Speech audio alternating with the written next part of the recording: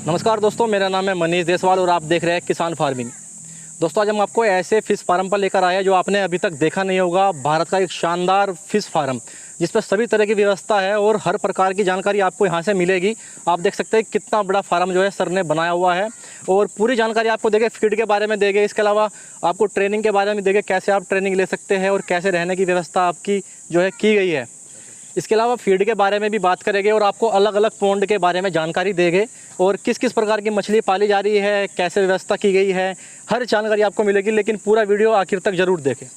तो सर, सबसे पहले आप अपना इंट्रो कराइए। आपकी जो जर्नी रही मछली पालन में, इसका सफ़र के बारे में बताइए। सर, मेरा नाम रजनीश चौधरी है और मैं पीवीआर एक्वा फार्म हाउस से बोल रहे हैं अभी हम। और वैसे एजुकेशन से मैं इंजीनियर हूँ। मैंने 2 साल पहले ये जर्नी स्टार्ट की थी और अभी मैं 20 एकड़ में फार्मिंग कर रहा हूँ। जिस फार्म पे हम अभी हैं वो 6 एकड़ का है और 14 एकड़ का मेरा दूसरा फार्म है। तो मैं पूरी छोटे बच्चे से लेके पूरी टेबल साइज़ तक या मार्केटेबल साइज़ की मछली बड़ी करते हैं और सेल करते हैं। तो जर्नी बहुत ही हमारी इंटरेस्टिंग रही। मछली पालन शुरू करने से पहले मैंने सारे एग्रीकल्चर प्रोजेक्ट्स का एनालाइज करा, जैसे कि आपका pig farming, dairy, goat farming, piggery. तो मेरे को सबसे अच्छा मछली पालन लगा और उसके भी कुछ 4-5 मेन रीजंस हैं जिसके कारण मैंने ये स्टार्ट करी। एक तो इसमें डिमांड सप्लाई की बहुत ज़्यादा डिफरेंस है पूरे इंडिया में, प्रोडक्शन और कंजप्शन के बारे में। तो इसमें मार्केट प्लेस आपका ऑलरेडी क्रिएटेड है, तो आपको मार्केट नहीं बनानी, केवल आपको प्रोडक्शन पे फोकस करना है। दूसरा कि हमारी नॉर्थ इंडिया में, खासकर वेस्टर्न यूपी में इसका बहुत स्कोप है। अभी यहाँ पे लोग बाग उस लेवल पे नहीं करते जो कि कोस्टल एरिया वाले करते हैं। तो इस मेन कारण से कि हमारे पास डिमांड सप्लाई की अच्छी गैप है और हमारा बहुत अच्छा प्रोटीन का सोर्स है ये। तो इसलिए मैंने, और हमारे पास लैंड भी अवेलेबल है और पानी भी अवेलेबल है, तो इसलिए मैंने ये स्टार्ट किया फिश फार्मिंग। इसके अलावा सर, आप अपने इस शेड के बारे में बताइए। आपने इतना बड़ा शेड ये क्यों बनाया, क्या इसका मकसद था? और काफ़ी अच्छा और बड़ा, सबसे बड़ा मैंने अभी तक देखा है, बड़ा शेड आपने बनाया हुआ है। दोस्त एक्चुअली क्या है कि हमारे यहाँ पे नॉर्थ इंडिया में है ना, तकरीबन 9 महीने ही कल्चर के होते हैं, जिसमें कि आपका दिसंबर, जनवरी, फरवरी बहुत ठंड होती है। तो बड़े पौंड में है ना बच्चा नहीं रुक पाता, उसकी मोर्टिलिटी मर जाता है। तो इस शेड का पर्पज़ है, मैंने पूरे यूपी वेस्ट का सबसे बड़ा सीड बैंक बनाया है, तकरीबन 20 लाख कैपेसिटी का। तो मैं 20 लाख छोटे बच्चे फ्राई साइज को फिंगर लिंक में कन्वर्ट कर पाऊँगा। ये आपके तकरीबन 2 सेंटीमीटर के बच्चे को तकरीबन 10 से 12 सेंटीमीटर का बच्चा 60 से 90 दिनों में ठंड के टाइम में इसे कन्वर्ट कर पाऊंगा, जिससे मैं उसे अपने फार्म पे भी यूज़ करूं और जो मेरे लोकल फार्मर्स हैं मैं उन्हें भी प्रोवाइड करा पाऊं, जिससे उनकी भी लाइवलीहुड बढ़े, फार्मर्स का भी, और उनकी इनकम अच्छी रहे, उनकी मोर्टिलिटी ना हो। क्योंकि जो भी बच्चा ट्रैवल करके आता है, आपका आंध्रा से आए या कोलकाता से आए, तो 1300-1400 किलोमीटर चल के स्ट्रेस के कारण उसकी 50% तो मोर्टिलिटी मर जाता है। लेकिन अगर मेरे यहाँ से कोई बच्चा लेके जाता है वो 50-100-200 किलोमीटर तक, तो कोई मोर्टिलिटी नहीं होती, तो उसका सर्वाइवल रेट अच्छा रहता है। वो हमारे टेम्परेचर में, हमारे क्लाइमेट में, हमारे एटमॉस्फेयर में, हमारे वाटर पैरामीटर में एडजस्ट हो चुका है। तो इस टैंक का ही पर्पस है। इसमें मेरे 20 टैंक है और हर टैंक की कैपेसिटी 30,000 लीटर पानी की है और हर टैंक में तकरीबन मैं 1 लाख बच्चे को आप समझ लीजिए 1 से 2 ग्राम से 10 ग्राम तक लेके जा सकता हूँ 60 से 90 दिन में। तो ये पर्पज़ है इस शेड का दोस्त। इसके अलावा आपने जो है अपने तालाबों में कौन कौन सी मछली डाली हुई है और जो ये आपके पीछे चल रहा है फव्वारे टाइप का, इसका क्या कारण है? दोस्त, ये मेरा 6 एकड़ का फार्म है। यहाँ पे मैं फंगास, जो एक कैटफिश की स्पीसीज या बरादरी है, मैं उस मछली का कल्चर करता हूँ, तकरीबन 1 लाख मछलियाँ। और जो मेरा दूसरा फार्म है वहाँ पे मैं रहू कतला पालता हूँ। और ये जब पौंड का साइज, पौंड की डेप्थ कितना गहरा है, कितना बड़ा है और मछली कितनी डालनी है हमें, तो ये हम कौन सी मछली पालना चाहते हैं उस पर डिपेंड करता है। और ये जो मेरे पीछे आप मशीन चल रही है, देख पा रहे हैं, इसको हम एरिएटर बोलते हैं और ये हमारा डिजोल्व ऑक्सीजन हमारे पौंड में इंक्रीज करता है। इसका पर्पज़ ये है। इसके अलावा किसान भाई, अगर आपको ट्रेनिंग लेनी है, काफ़ी सवाल ट्रेनिंग को लेकर भी आते हैं, तो मेरा ये राय है कि आप जगह जगह छोटे फार्म पर पैसा वेस्ट करने से अच्छा है आप सर से एक बार कांटेक्ट करें, आपको काफ़ी अच्छी जानकारी मिलेगी। सर, मान लिया अगर कोई आपसे ट्रेनिंग ले तो आप कैसे उसको अच्छी जानकारी प्रोवाइड कराएंगे, इसके बारे में थोड़ा बताएं, ट्रेनिंग के बारे में। सर, मेरा अपना भी, मैंने एक ट्रेनिंग सेंटर चालू किया हुआ है। तो पहले तो मेरे ट्रेनिंग सेंटर में लिमिटेड ही मैं बंदों को पढ़ाता हूँ या उन्हें सिखाता हूँ। एक बैच में मैक्सिमम 5 बंदे और 2 दिन के लिए, कोई मेरी 4 या 5 घंटे की ट्रेनिंग नहीं होती। और मैंने ये प्रोजेक्ट स्टार्ट करने से पहले तकरीबन 12 से 13 स्टेट और पूरे इंडिया के जो 58 मैंने जो बिग शॉट फार्मर्स हैं वो सारे फार्म मैंने विजिट करे हैं और उनकी जो बेस्ट प्रैक्टिसेस हैं कल्चर के लिए, मछली पालन के लिए, वो सारे मैंने अपने फार्म पे इम्प्लीमेंट करे रखी है। और मैं कोई भी जो भी चीज़ें यूज़ करता हूँ वो क्वालिटी प्रोडक्ट यूज़ करता हूँ। तो मेरा फोकस रहता है कि उसको मैं पूरी एंड टू एंड सर्विसेज, जो भी कोई ट्रेनिंग ले रहा है उसको ट्रेनिंग के बाद भी जब तक उसका पहला कल्चर ना निकल जाए या पहली वो खेप ना निकाल ले अपने मछली पालन की, हम उसे सपोर्ट करें।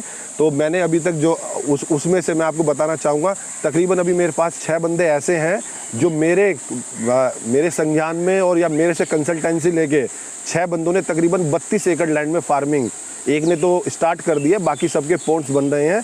जहाँ मेरा दूसरा फार्म है उसी के पास में उनकी 30 एकड़ लैंड है। तो और एक मेरे फ्रेंड कर्नल जी हैं, उन्होंने भी मेरे कंसल्टेंसी से ही फार्मिंग कर रहे हैं। तो मैं जो भी मेरे यहाँ पे ट्रेनिंग लेता है उसको पूरी एंड टू एंड सर्विसेज हम प्रोवाइड करते हैं, बच्चा, फीड, सेल, जो भी उसे नॉलेज शेयर चाहिए। और मेरे यहाँ पे रुकने की व्यवस्था है, इसीलिए केवल मैं ज़्यादा नहीं, केवल 5 बंदों को ही पढ़ाता हूँ एक बैच में। सर आपने बताया कि 5 बंदों को पढ़ाते हैं। हाँ। काफ़ी जगह देखा होगा आपने 50 को एक साथ ट्रेनिंग दे दी। हाँ। आप 5 को ही क्यों ट्रेनिंग देते हैं? एक्चुअली सर मेरा ये मानना है कि जितने भी बंदे पढ़ते हैं ना, उसकी टर्न अप रेशो केवल 10% होती है, वो भी हायर एंड पे। अगर आप 100 बंदों को पढ़ाओगे तो केवल है ना 10 बंदे ही फार्मिंग करेंगे, और उसमें आप है ना कोई भी अच्छी नॉलेज ट्रांसफर सेशन नहीं कर पाते, क्योंकि 100 बंदों में आपके, अगर मैं मानता हूँ कोई एक सवाल पूछे तो पूरे दिन में आप 100 क्वेश्चन का आंसर नहीं कर पाते। तो मैंने इसलिए केवल मैं क्वालिटी पे ज़्यादा फोकस करता हूँ, ना कि क्वांटिटी पे।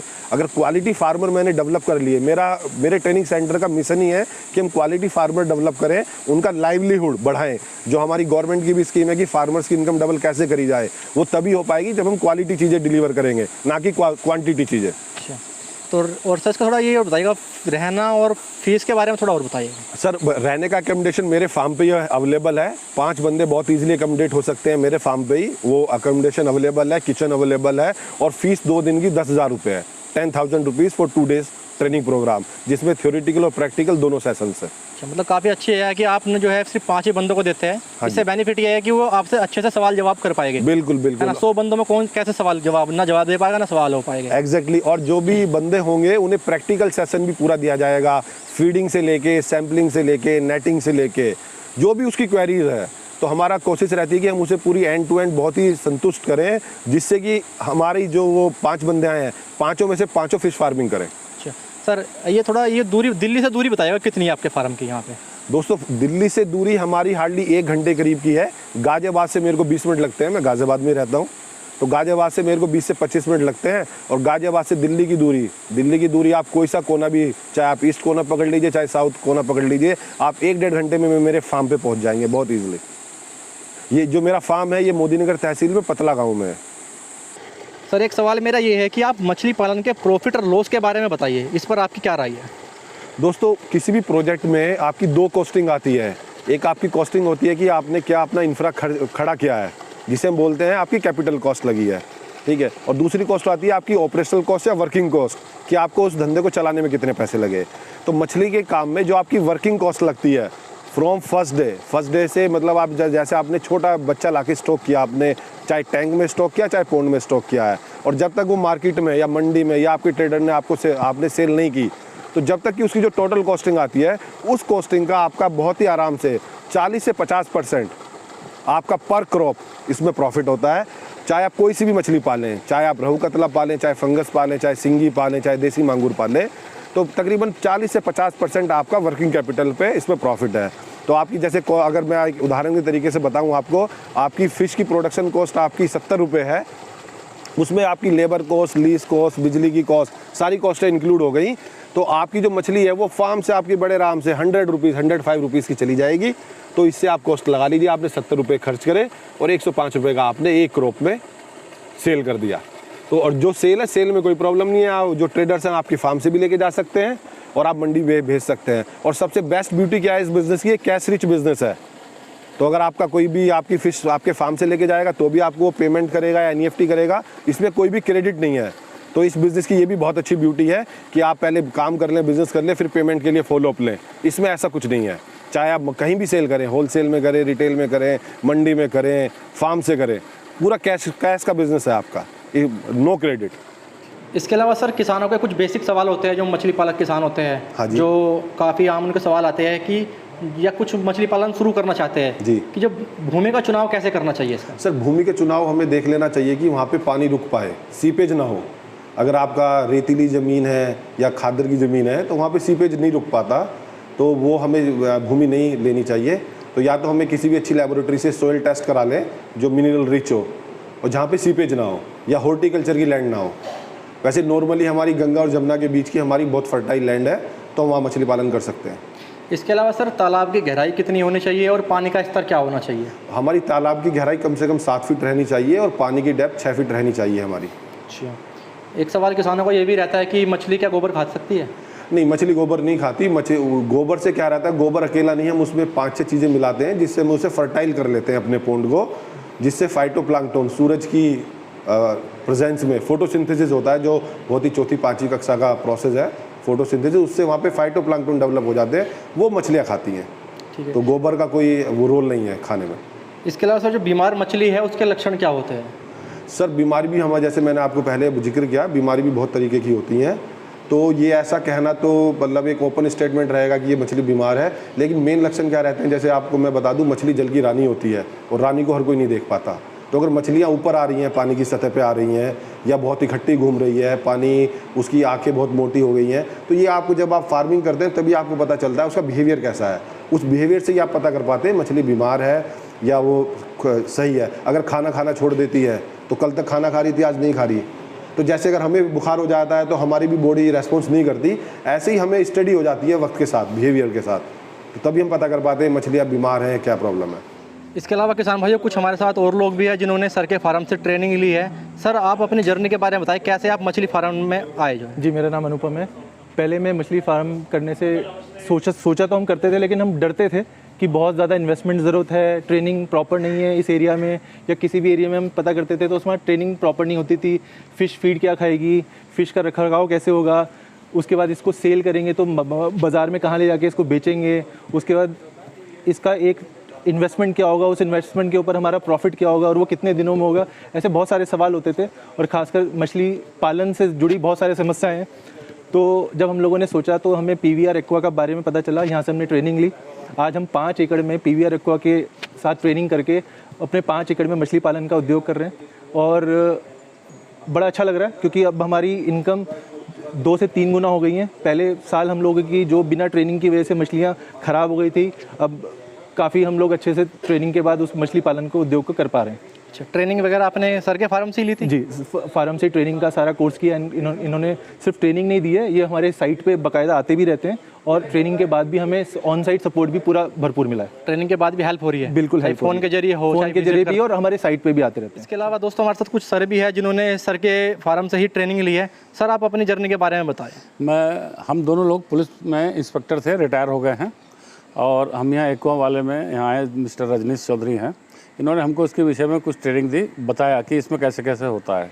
तो मैं 25 एकड़ में, वो 25 बीघे में और आप 10 बीघे में, हम दोनों लोग मिल करके इनके रजनीश चौधरी के सौजन्य से इस फार्मिंग को कर रहे हैं, मछली के उत्पादन में। तो इसकी हमने शुरुआत की है और हमको इन्होंने बीच बीच में गाइड किया कि कैसे इसमें दवाई पड़ती हैं, कब कब इसमें मछली के बच्चे पड़ते हैं, कब इसका निकलता है, क्या इसमें बेनिफिट हैं, क्या इसमें। तो इनके साथ में हमने ये काम शुरू किया है और बहुत ही अच्छा एक्वा करके जो इन्होंने बनाया है, ये बहुत ही अच्छा और बहुत ही फ़ायदेमंद लगा। इसके अलावा दोस्तों आप हमारे चैनल को जल्दी से सब्सक्राइब कर ले, क्योंकि अगली ट्रेनिंग की डेट आपको सिर्फ हमारे चैनल पर मिलेगी। और अगर आपको ये फार्म कैसा लगा उसके बारे में भी जानकारी दे। और मेरी भी अपनी यही राय है कि फार्म काफ़ी अच्छा है, हर प्रकार की सर के पास जानकारी है और हर तरह के जो है मछली पाली गई है, 2-3 तरह के सेट बनाए गए हैं। तो मेरी भी ओपिनियन आपसे यही राय है, अगर आपको ट्रेनिंग पर पैसा खर्च ही करना है तो आप इधर उधर पैसा खर्च ना करके आप इस फार्म पर आके देखें, ट्रेनिंग ले, आपको खुद अच्छा लगेगा कि हाँ आपको एक सही जानकारी मिली है। और सिर्फ 5 बंदों को ट्रेनिंग दी जाती है। जल्दी से आप कॉल करें और अपना रजिस्ट्रेशन कराएं। धन्यवाद।